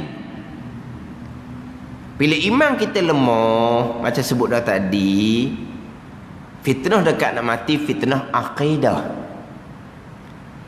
Kalau iman lemah, dosa banyak, amal kurang, tika tu lapar dahaga. Dahaga tika tu sekira-kira Nabi kata, kalau datangkan satu lauk sekalipun, tak akan hilang lapar dahaga tu. Tak akan hilang. Tika tu syaitan akan mari goda, bawa air lah apa semua masa tu. Cabut nyacam tika tu wal-iyazabillah, mati kafir, kekal neraka selama-lamanya. Bukan neraka Jahannam lagi dah. Sebab bukan mati dalam iman, mentauhidkan Allah Subhanahu wa ta'ala. Ni takut dosa ni. Dia takut dosa ni kenapa? Kesudahan kita. Fitnah di kesudahan, fitnah iman, fitnah akidah. Kalau iman kita lemah, akidah kita lemah kerana kita terbabit dengan dosa-dosa besar. Kalau terlucuk je situ, akidah iman ada. Wali'azabillah. Mana tahu mudah dengan dosa ni. Tapi kalau dia mati dalam iman, walaupun dia berdosa, akhirnya akan ke syurga. Itu yang ceritanya. Bukan kata orang beriman kok boleh buat dosa, boleh makan dosa. Bukan. Jadi kita ada tu salikin kita ni, dia bicara tauhid, kemudian dia masuk fiqh, kemudian baru masuk tasawuf. Jadi kita masih lagi di tajuk tauhid. Jadi kitab pertama Fatih Faridah tauhid. Jadi kitab yang kedua pun tauhid. Kita nak baca laju-laju, berasa bila baca kitab kita bacalah pula. Macam ngelepas cerita bab wahdaniyah. Kita wahdaniyah dalam Fatih Faridah panjang tu. Wahdaniyah pada zat, pecah dua makna. Wahdaniyah pada sifat, pecah dua makna. Wahdaniyah pada perbuatan, pecah dua makna. Mana pada situ? Ada 6 keesaan. Nak tolak 6 hak mustahil, hak berbilang. Nak tolak hak 6 hak mustahil hak berbilang. Mana hak berbilangnya? Kam muttasil, kam munfasil pada zat, kam muttasil, kam munfasil pada sifat, kam muttasil, kam munfasil pada perbuatan. Hak mati pada dah kita dulu. Kita ingat dah. Kam muttasil, kam munfasil. Kalau ada biasa ngaji kok dia kata, mai duk kokang, pening gitu tukang ngaji dia kata. Kamu tasi, kamu fasi, kamu tasi, kamu fasi, berbilang tu lah. Dia pun kata kokang dia kata. Kita kokang ni nukang rumah. Kokang pening kepala dia kata. Apanya payahnya? Kan berbilang. Muttasi munfasi. Dak erti muttasi munfasi. Kalau biasa ngaji tajwid, ma wajib muttasil, ma jaih munfasil. Erti tak? Yelah lain makna tu tajwid ni cerita bab tauhid. Tapi kalau kita faham situ, ma wajib muttasil, gini. Jaa, tu contohnya. Ma jaih munfasil gini. Contohnya. Pada ni. Sama juga sebut kam muttasil. Kam muttasil dengan bahawa ni kam betul tadi sebut dah. Mak wajib muttasil majai munfasil, betul lah. Kam muttasil ni berhubung. Mana apa berbilang yang berhubung? Kalau zat, macam tubuh kita ni. Kam muttasil panggil ni. Kita seorang. Satu, tapi juzuk banyak tak juzuk? Bahagian kepala, bahagian tubuh, bahagian tangan, bahagian kaki, bahagian kulit, bahagian daging, bahagian tulang. Banyak tu. Dia panggil kam muttasil pada zat. Zat satu tapi juzuk banyak. Dia panggil berbilang tapi berhubung ada di satu zat. Itu muttasil. Dah munfasil macam mana? Berbilang. Ni seorang. Itu dipanggil berbilang yang munfasil. Seorang ni suku, seorang ni suku. Ni hak munfasil. Mustahil ada dua Tuhan. Tuhan Allah satu, Tuhan nombor dua satu. Mustahil. Sebab apa? Itu kam munfasil pada zat. Berbilang. Yang asing-asing satunya Allah, satunya Tuhan yang kedua. Mustahil. Itu kam munfasil. Hak kam muttasil mustahil bagi Allah. Zat Allah macam zat kita. Zat Allah satu, tapi ada belah kepala, ada belah tubuh, ada belah tu mustahil. Gitu je. Kemudian kita mengelupas hak panjang adalah hak kam muttasil munfasil pada perbuatan. Hak tekan ni keesaan pada perbuatan. Keesaan pada perbuatan. Dengan bahawa kesemua perbuatan Allah Subhanahu wa ta'ala. Semua perbuatan Allah. Sebesar zarah tidak ada melainkan perbuatan Allah. Tu sahaja. Itu panggil mentauhidkan Allah tu. Ingat baik. Orang yang beriman mati dalam mengesakan Allah. Ni. Orang beriman yang mengesakan Allah. Akhirnya akan ke syurga. Dan sebanyak ke neraka terlebih dahulu. Tapi orang mukmin yang mengesakan Allah. Mengesakan Allah pada zat. Mengesakan Allah pada sifat. Mengesakan Allah pada perbuatan. Ini kita nak kena mati molek. Apa makna mengesakan Allah pada perbuatan? Semua yang berlaku, Allah yang perbuat. Tidak ada satu perkara walaupun sebesar zarah yang berlaku yang bukan perbuatan. Tidak ada sama sekali. Itu dia keesaan pada perbuatan. Walaupun kita wajib berpegang, ada pilihan, ada perbuatan diri kita sendiri, kita ada ikhtiar, ada pilihan kita sendiri, dan kita ada kasbun, ada usaha perbuatan kita sendiri, kita wajib berpegang seumpama tu. Tapi jangan lucu keesaan. Apa keesaan? Diri pilihan kita pun perbuatan Allah, diri usaha kita pun perbuatan Allah. Habis kata. Dan kenapa berpegang juga kita ada pilihan walau Tuhan? Kenapa juga wajib berpegang ada usaha perbuatan hak Tuhan? Kita hanya berpegang kerana Quran letak kepada kita. Mana Tuhan letak pada kita? Iyyaka na'budu wa iyyaka nasta'in. Akan dikau Tuhan kata kami ni kita yang sembah. Akan dikau kami kita yang minta pertolongan. Tuhan letak kami ni. Maka kami ni kena ada peranan lah. Apa peranan kami? Ikhtiar dan usaha kami untuk melakukan ibadah. Kena pegang seumpama tu. Tapi walaupun kita berpegang ada pilihan dan perbuatan, pilihan dan perbuatan tu perbuatan Allah juga. Keesaan pada perbuatan. Sekat tu sudahlah. Bukan pilihan kita ni perbuatan Allah. Terdetik di hati. Pada terdetik di hati. Hati memilih ni hak sahih dah. Terdetik termarilah di hati.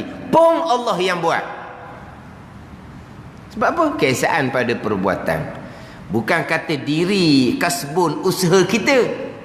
Bergerak nadi pun Allah buat. Berkelip mata pun Allah buat.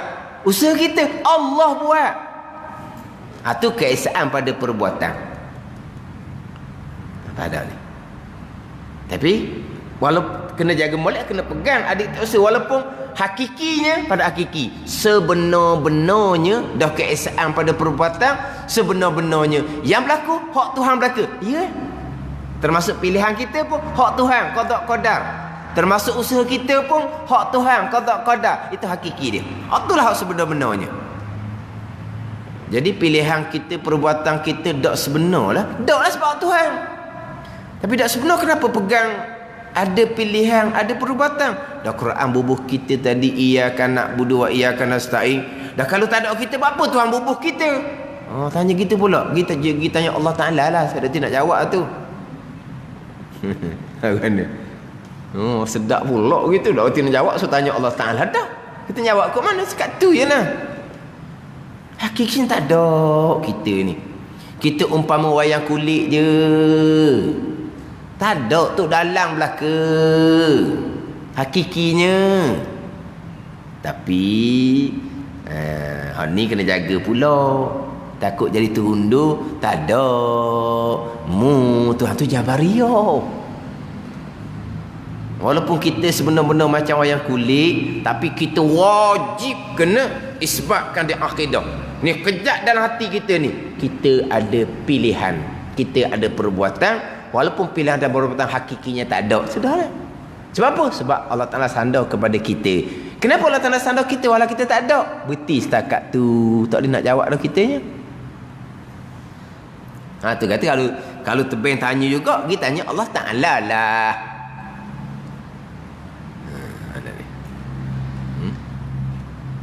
Sebab dia bab qada qadar ni memang hak dia ada. Jangan langgar hak, jangan langgar batasan dia. Langgar hak bakal nak tanya belaka. Langgar ni langgar dinding ya pang kita pun orang noh. Ya langgar dinding, dia tanya tu, dia tanya ni, dia pun langgar dinding, akhirnya tubik atas kepala dia tu apa? Bintang betul. Katung tu lah. Tanya tengok katung langgar dinding. Kan katung langgar dinding kan keluarga pun atas kepala katung tu. Kenapa dia tanya pelik-pelik, akhirnya pening lah duk korek pelik-pelik, duk tanya, duk usah, tak payah lah. Kita duduk mati tauhid, mengesakan Allah pada zat, mengesakan Allah pada sifat, mengesakan Allah pada perbuatan. Dah semua Tuhan belaka. Qada qadar dah tu, bukan main kenal. Dah kita berpegang ada pilihan dan perbuatan, kena pegang. Dah ada ke dak pilihan perbuatan ni pada sebenar-benar? Tak ada. Kalau sebenar-benar kita ada perbuatan, kemudian pula keesaan Allah pada perbuatan, kemudian pula sekalian qada dan qadar, hak ni peranglah jawapan dia, jerembung sangat-sangat dah lah. Sekarang keesaan pada perbuatan, kesemua perbuatan Allah hanggup betul. Sekalian qada dan qadar hanggup betul. Tiba-tiba kita ada perbuatan kita sungguh-sungguh. Lepas tu hak sekalian perbuatan Allah, lepas tu perbuatan kita sungguh-sungguh bukan hak Allah. Dah hak mana hak kita, hak mana Allah? Kena berlawan pula kita dengan Allah ke macam mana? Kan bercanggah sangat-sangat tu kan. Apabila kita berpegang sekalian perbuatan Allah, berarti selain daripada Allah tak ada perbuatan. Makna kita tak ada perbuatan lah. Kita tak ada perbuatan, tak ada sebab sekalian perbuatan Allah. Saya sekalian perbuatan Allah tu okey lah. Tapi kalau kata kita tak ada perbuatan, pening pula. Pening kat mana dah kalau sekalian perbuatan Allah, kita tak ada perbuatan, pening kat mana? Hak peningnya sekalian perbuatan Allah, kita ada perbuatan juga. Baru pening. Tak mana kata sekalian perbuatan Allah. Kita ada perbuatan sungguh-sungguh ni. Hak kita barulah pening. Sekalian perbuatan Allah, hak sungguh-sungguhnya kita tak ada apa satu, barulah sedang molek. Pening kat mana? Dah kata kita wajib berpegang ada pilihan dan perbuatan, kita wajib berpegang je. Hakikinya sebenar-benar pilihan dan perbuatan kita tak ada Tuhan belaka. Kita berpegang ada pilihan dan perbuatan kerana Tuhan sandar kita dalam ayat Al-Quran. Putih setakat tu selesai. Sebab lama dah duduk fokus perkara ni. Qada qada keesaan pada perbuatan, jumpa macam-macam peseng lah. Ada hak pening tu siapa 2-3 tahun dia pening. Dia royak. Habis sutih kitab. Kitab Faridatul Faraid. Tukar kitab yang kedua Al-Misbahul Munir. Masuk Misbahul Munir, kemudian didengar pula dalam Radio Terengganu hak malam Khamis tu, hak di Masjid Abidin tu, barulah hilang pening. Dia kata 2-3 tahun dia pening. Lepas tu tanya dia, dah pilih hilang pening? Pening tu pening hak mana sebenarnya? Dialah apabila faham molek, hilanglah pening tu. Tapi saya tanyanya pening kerana apa? Dan sekarang apa? Okey dah hilang dah pening. Okey dah faham dah. Dari tu buat apa pening? Sebab dah faham. Hak dah faham tu payah sangat ke? Tanya dia. Dah. Lepas tu bukan tak faham dia kata. Sebenarnya berlawan dengan hak ada dalam hak akidah dah. Hidup pegang lama kening, pilihan sendiri-sendiri sungguh. Perbuatan sendiri-sendiri sungguh. Hak kita sungguh-sungguh, bukan hak Tuhan. Lepas tu nak masuk pula ni, hak Tuhan belaka. Lepas tu dalam ni, dah hak aku juga. Lepas tu dia pening, dia berlawan dengan hak dia. Dia kata mudah sangat ustaz, kita buang hak karut tu ke. Tak ada benda, senyum je. Gitu je pegangan kita. Keesaan pada perbuatan, hak Tuhan belaka. Baik jahat. Sebab apa? Buang dah dalam. Dah berpegang ada pilihan perbuatan. Pegang ada pilihan dan perbuatan. Tapi pilihan dan perbuatan pun hakikinya tak ada. Selesai. Dah. Tak sedut usul-usul, tak sedut korek-korek. Kata je. Orang panggil apa? Temporary ke apa panggil? Temporary. Temporary. Tu cakap ikhtiar usaha kita tu temporary je, dia kata. Faham tak? Mesti dengar tak? Saya pernah dengar tapi tak reti dulu. Tak reti. Tapi orang tu kata ikhtiar usaha ni temporary je. Mana apa ni? Letak je kita nama ikhtiar usaha. Hakiki sebenarnya hak Tuhan belaka. Tu keesaan pada perbuatan tauhid. Mengesakan Allah pada perbuatan Allah belaka. Payah ke kalau berpegang perbuatan Allah belaka? Payah apa? Bila kata semua mudahlah. Kalau kata perbuatan Allah 50%, 50% lagi tu perbuatan makhluk, tu kena susunglah. Hak Allah ni mana ni? Takut tukar. Hak makhluk ni hak mana ni? Takut tukar. Barulah payah sikit. Ada ni. Barulah payah sikit. Sebab hak Allah Ta'ala ni bukan hak kita. Hak kita ni bukan hak Allah ni. Kena letak molek. Susah mana hak Allah, mana hak kita. Payah tu. Sekarang ni payah apa? Hak Tuhan belaka. Payah. Ni berkelip mata pun hak Tuhan, bergerak nadi pun hak Tuhan. Sebesar zarah tidak ada melainkan hak Tuhan belaka. Apa nak payahnya? Dah ni hak Tuhan belaka. Pening. Pening kat mana? Hak Tuhan belaka tak payahnya. Pening kita. Pening awak tu pun hak Tuhan juga. Kata gitu. Kau pening dia. Serabut tu pun hak Tuhan juga. Balik lah dia je lari. Dah apa bendanya hak Tuhan belaka. Contoh-contoh tak payah contoh-contoh. Apa tak payah contoh? Sebab hak Tuhan belaka. Kalau 50% hak Tuhan, 50% hak kita sendiri mutlak. Contoh Tuhan, contoh kita, bawa datangkan contoh. Tapi kalau hak Tuhan belaka, contoh buat apa lagi? Jadi bergerak tangan, Allah yang gerakkan. Tangan bergerak, cincin bergerak, Allah yang gerakkan.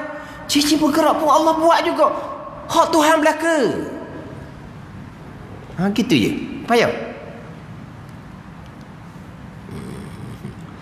Dalam perkara ni, yelah saya memang ulang semua. Bukan kita tak tahu, kita lain pun saya selit dalam bab-bab keesaan pada perbuatan ni. Duk ulang semua. Tapi orang masjid lah. Kitab yang ketiga dah tauhidnya. Memang tauhid, sama tak baca kitab lain. Orang masjid masih lagi ustaz biarlah ustaz masuk tajuk apa pun. Bab qada qadar kalau boleh selit sikit. Kalau bab qada qadar boleh selit sikit. Dah kata semua-semua dah kan. Tak apa. Tak apa. Selit juga. Bab qada qadar, bab keesaan pada perbuatan, selit juga betul dia. Ada peluang je, selit. Padahal memang saya begitu dah. Cuma kita mikir Allah duk sebut semua apa. Saya sekarang ni jadi kuliah-kuliah terkini ni banyak sebut bab qada qadar ni kerana masa PKP tu macam-macam cerita. Masa PKP kuliah tak ada. Jadi orang hak belajar ni ambil pengajaran lah. Apabila anak menantu cucu dok lagi mana-mana, jadi tak ada. Kewak apa itu? Hak masa PKP tu. Kenyakutan tau. Mau ayah, anak, menantu, cucu duk nyakutan tau. Orang ada tanah mungkin boleh lah. Kalau orang duduk tamang-tamang tu, nak keluar depan rumah pun mari polis lari habis budak-budak. Nak pergi rumah sebelah pun tak ada. Tak ada masa tu, masa PKP. Jiran-jiran pun mu tengok aku, tengok mu, tak ada. Kalau kata anak jiran selalu nak tahu rumah pun hilang. Tak ada. Tak ada. Kan budak-budak ni kan naik rumah ni, naik rumah jiran-jiran tu kan. PKP tu tak ada sungguh-sungguh, hilang. Anak mung, anak aku. Begitu. Ni kalau balah pasal itu memang balah sungguh. Kalau jenis balah lah tu bukan balah. Mana bukan, tapi kalau pasal itu lah kadang sekarang memang balah sungguh tu, musuh ketak sungguh tu. Tapi makna masa tu memang senyap sungguh. Datang rumah masing-masing. Tak tengok dalam YouTube dalam taman tu budak duk main dalam taman tu kan. Mari polis Allah, budak-budak tu lari kena dak ke rumah dia pun tak tahu ya. Takut dia jumpa mana rumah dekat je aku. Lepas tu lepas polis lari barulah masuk rumah sendiri ke mana. Lari sungguh. Sekelip mata je hilang. Pada ni.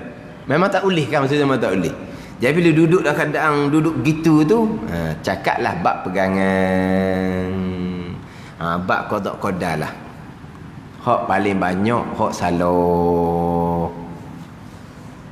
Kemudian hak salah pula, dia ada tempat sandaran dia pegang salah, dan dia pun tak tinggal salah dia tu sebab dia ada hak ustaz dalam YouTube yang ajar hak salah dalam bab qada dan qadar. Hak sudah molek. Mai duk telefon macam ustaz nak buat macam mana apa ceritalah qada lah. Taufik hidayah milik Allah, bahagian masing-masing baik ataupun jahat seseorang, untung ataupun rugi seseorang bahagian masing-masing. Bahagian kita beritahu je lah bahagian kita, gitu je. Tapi waktu ni apabila salah pegangan kena anak sendiri, yelah anak kita memang buat contoh semua lama kening. Anak jadi contoh pada adik-beradik orang lain. Contohnya kat mana? Berjemaah dok tinggal. Mana? 5 waktu berjemaah tok tinggal. Mana pergi masjid semua. Maknanya hak ni lah contoh kepada adik-beradik orang lain. Kena akidah salah dalam bab qada qadar. Jadi saya ni ada banyak bab qada juga dalam kuliah. Tapi dah kadang sebut gitu pun masih lagi orang mitok juga. Dia kata biarlah baca tauhid tajuk hak lain pun kalau boleh selit bab qada selit, dia kata. Sebab timbul salahnya bukan daripada orang yang sebarang-sebarang. Orang yang dipanggil syekh, orang yang dipanggil tuan guru, orang yang boleh mengarang kitab. Sampai masa hak bab qada lah. Allah tidak menentukan, Allah tidak menetapkan, Allah hanya mengetahui. Kalau Allah telah menentu, Allah telah menetapkan segala-gala perkara, apa perlu lagi Allah utuskan Rasul? Apa perlu lagi kita bekerja? Apa perlu lagi kita merisi? Allah. Dan kalau Allah tetap dah beriman ke tak beriman seseorang, Allah tu Rasul, buat apa lagi? Kalau Allah tetap dah rezeki kita banyak mana, kerja buat apa lagi? Kalau Allah tetap dah jodoh kita hak mana, bisi buat apa lagi? Allah tidak menetapkan, Allah hanya mengetahui. Siapakah yang akan beriman dengan Rasul, siapa yang tidak beriman dengan Rasul. Allah hanya mengetahui rezeki orang ni banyak, rezeki orang ni sikit. Allah hanya mengetahui jodoh orang ni dengan orang ni. Tapi Allah tidak menetapkan, Allah hanya mengetahui. Ada ni. Hak ni bukan sebarang-sebarang ni, dia Aikim yang ceramah seumpama lama dah cerita ni. Tapi mana Allah apa seumpama tu. Allah utuskan Rasul, ada hikmah dia. Itulah qada Allah Subhanahu Wa Taala. Kita bekerja, itulah qada kitanya. Boleh banyak rezeki, halah qada kita lah. Kita jodoh kita dengan seseorang, kemudian kita pun jadi gi risik, gi ngorak apa tu, itu semua qada lah ke? Pada ni kita pergi risik ke, kita pergi mengorak ke, kita bertunang ke, kalau bukan hak jodoh kita, jumpa orang lain pula, gitu je lah. Pada ni kan sekarang ni jodoh kita dengan seseorang, tapi nak jumpa jodoh ni dia begini kan, sejarah sebelum kahwin kan, kita tak ada ayah haji ke mak haji pun tak ada apanya masa muda-muda dulu. Jadi jumpa jodoh ni jalan mana dia? Okey lah, jalan sendiri cari ke, jalan orang lain kira ke, jadi jalan tu itulah qada. Jadi berkenan, itulah qada. Jadi mudahnya lah jadi jalan boleh jumpa gue. Sebelum tu kok ramai dah hak risik tak berjaya dah, qada gitu dah. Lepas tu kita duduk diam je, seorang diri ni duduk diam je. Dah buat apa dak gigi ngorak kan, gigi ni tanya-tanya khabar lah, risik-risik tanya khabar. Ada dah anak siapa-siapa, kamu kenal siapa-siapa, tak ambil risik-risik. Sebab Tuhan tetap dah, kita nak diam je rumah. Tuhan tetap dah. Nampak gaya kalau pesen ni senyap duduk rumah tak ambil apa-apa ni qada juga. Lah nampak gaya qada musang lepas mati, nampak gaya. Dah gitu lah. Ada ni. Kalau Tuhan bagi dia jadi lemah je. Nak nikah ke tak? Biar nikah pun tak nikah pun qada dia lah tu. Lepas tu macam mana dia akan datang? Kemungkinan begitu. Kali siapa akan mati kita tak tahu. Tapi kalau Tuhan jadi dia seorang dia siapa akan mati, Tuhan jadikan dia ni jenis malu ke, malah ke, jenis macam-macam lah. Lepas tu hatu belakang. Cuma kitanya bahagian hok dok comel tu janganlah letak kepada qada. Tu je lah. Pegang kita tetap dah. Jadi utuskan Rasul tu qada. Beriman tak beriman qada Tuhan tetap belaka dah, Tuhan perbuat belaka. Tapi apa yang Tuhan tetap Tuhan tahu. Bagi pada tahu, bagi pada ilmu. Ni kita susunan sifat 20 ni. Qudrah, Allah sifat qudrah yang melakukan segala-gala. Bila kita mari daripada wahdaniyah, keesaan pada perbuatan, Allah mana yang perbuat? Sifat yang ketujuh, sifat qudrah. Allah yang bersifat qudrah lah, yang buat segala-gala. Allah buat gitu lah. Allah buat, sebagaimana yang Allah Ta'ala kehendak pada azal. Sifat yang ke-8 sifat iradah. Allah sifat iradah ni yang menghendaki, yang menetapkan segala-gala kepada azal. Allah yang menghendaki, yang menetapkan segala-gala ni, Allah menetap gitu dah. Allah menetap selaras dengan apa yang Allah Ta'ala tahu. Di sifat yang ke-9 sifat ilmu. Allah mengetahui segala-gala pada azal, dan Allah menentukan segala-gala pada azal sedia kala. Ta'alluq tajzi qadim bagi iradah dan ilmu. Jadi wahdaniyah sifat yang ke-7 iradah, sifat yang ke-8 sifat yang ke-7 qudrah, sifat yang ke-8 iradah, sifat yang ke-9 ilmu. Kejap 4 sifat ni tak ada masalah lah. Tak ada benda kitanya.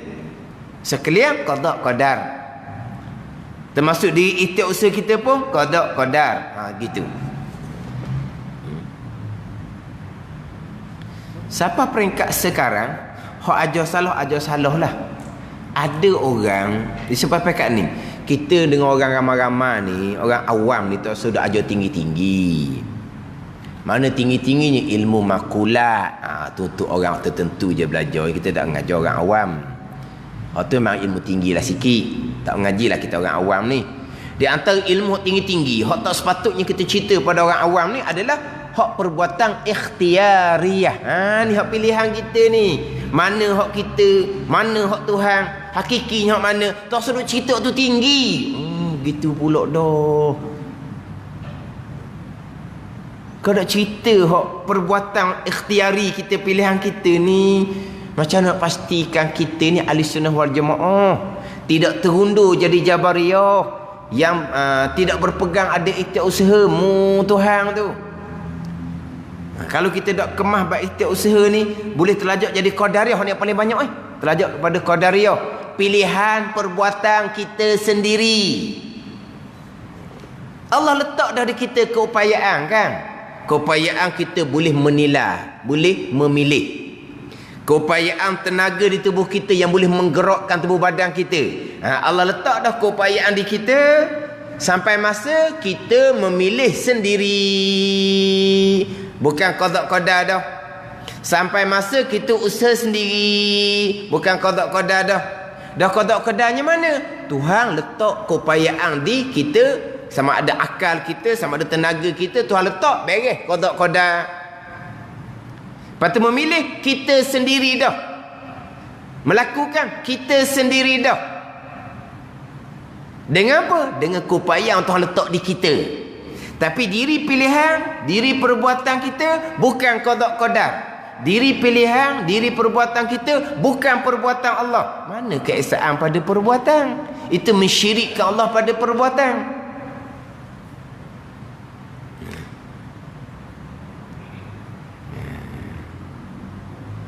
Jadi kita ni kalau adalah seumpama hak tadi tu sampai ke bertahun-tahun pening tu, kita kena sabarlah.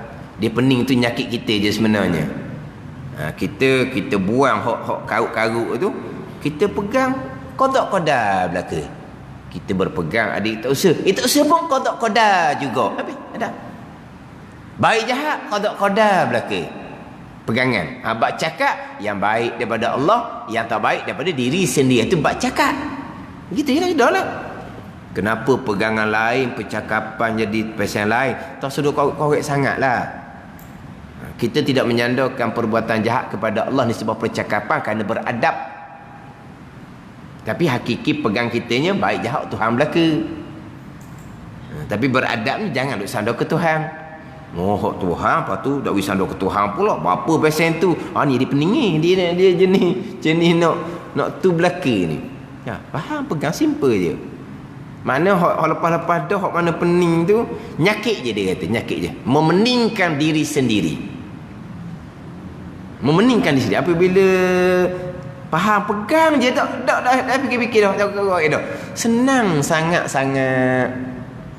Keesaan pada perbuatan Allah belaka, qada belaka.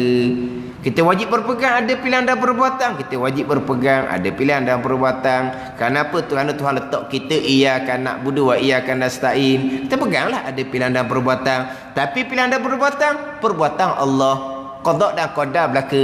Dah habis kita. Sungguh mana hak lepas Macam orang sakit tu lah kan, dia ada kan ICU tahap kritikal kan. Lepas tu segar molek-molek ada ni. Ni pun samalah. Tahap ni tahap ICU pening. Tapi mujur tak lari daripada kuliah, dia tak lari. Apa tak lari? Nak lari mana, dia kata ustaz ada uguk, dia kata. Uguk kat mana? Pegangan yang salah, debu ibadah jadi debu yang bertaburan, Tuhan tak terima. Takut kau tu tak lari ya? Dan saya dah ulang dalam kitab Minhajul Abidin kan. Apabila pegangan tu terpesong, Imam Ghazali kata fatakunu ibadatuka haba'an mansura, nescaya ibadah yang kamu lakukan jadi debu yang bertaburan, tidak akan diterima. Semayang ke, puasa ke, haji ke, apa ibadah tidak akan diterima. Takut situ dia tak lari ya. Kalau ikut faham terima jauh sangat, tak faham dan tak terima, dia kata. Tak faham ke sekalian perbuatan Allah? Dia sebenarnya bukan tak faham, dia kata. Tak ambuh terima, dia kata. Bukan tak faham. Taklah kalau cerita sekalian perbuatan Allah, tak faham? Tak faham? Sekalian perbuatan Allah, faham ke tak? Kau tak faham, benak sangat lah kau tak faham. Bukan tak faham, tak ambuh terima. Pada tak ambuh terima. Dah lama kena kita buat jadi ya. Digi tu. Zahirnya gitulah, kita buat berhasil, kita buat berhasil. Dan pegang kitanya berhasil tu kita buat sendiri ya. Allah bukan Allah yang jadi berhasil. Dah Allah dah kita. Hatu qadariyah sesat. Jadi dia nak selesai tu, nak selesai akidah sesat. Duk semayang, duk puasa, duk tinggal, tiba akidah sesat. Ibadah jadi debu yang bertaburan. Lepas tu kalau kita agak macam tak boleh lagi, kita kena sabarlah. Kita muzakarah dengan orang-orang tua-tua, orang lama-lama tu. InsyaAllah sikit je ada benda atas bahagian masing-masing. Ada atas bahagian masing-masing. Tapi memang ada orang diminta mana ulang juga, ulang. Biarlah habis kitab 2-3 kitab pun tauhid saja dah ngajar. Tak ngajar fiqh tasawuf tepat tu. Tapi masih lagi molek ulang semua. Ubah hak qada dan qadar. Jadi hak ni sifat yang kedua, artinya qudrah, artinya kuasa. Kedelapan iradah, artinya berkehendak. Kita sambung pun kita akan balik semulalah kepada wahdaniyah, qudrah, iradah dan ilmu. Wallahu a'lam. Bismillahirrahmanirrahim. Alhamdulillahirabbil alamin. Wassalatu wassalamu ala sayyidil mursalin wa ala alihi wa sahbihi ajma'in. Allahumma aftah alaina futuhal arifin. Allahumma allimna ilma akdamin wa fahimna famasabikin warzuqna ruqat talibin. Allahumma zidna ilma wa alhiqna bis salihin. Wa sallallahu ala sayyidina Muhammadin wa ala alihi wa sahbihi wa sallam walhamdulillahi rabbil alamin.